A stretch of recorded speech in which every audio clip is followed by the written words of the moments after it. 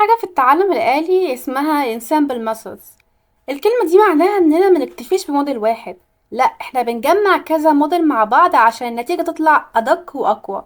زي ما يكون عندك فريق كل واحد ليه رأي، ولما كلهم يتفقوا مع بعض القرار بيبقى صح. في 4 أنواع مشهورة عندنا من الانسامبل ميثودز: الباجينج والبوستنج والفوتنج والستاكينج.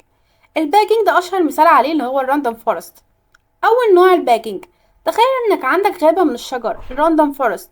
كل شجرة يعني decision tree بتتعلم لوحدها، ممكن تغلط أو تبالغ، بس لما نجمع قرارات كل الشجر مع بعض الغلط بيقل كتير والنتيجة بتبقى أدق. تاني حاجة وهي البوستنج، ده مختلف شوية. هنا بنبني المودلز ورا بعض، الموديل الأول يتعلم، التاني بيجي يصلح غلطات الأول، التالت بيصلح غلطات اللي قبله، وهكذا.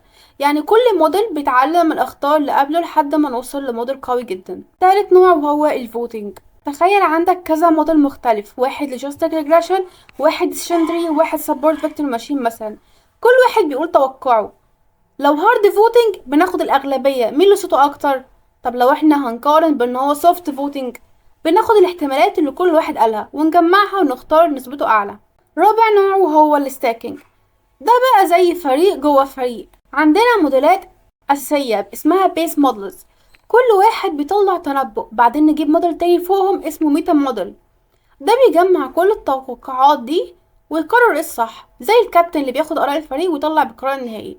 الخلاصة ان الانسامبل ماثود بتدي دقة عالية جدا وتكسب في مسابقات كتير، بس مشكلتها انها بتاخد وقت اطول ومش دايما سهل نفهم ازاي وصلت للقرار ده، لانها بتجمع مودلز كتير جدا مع بعض.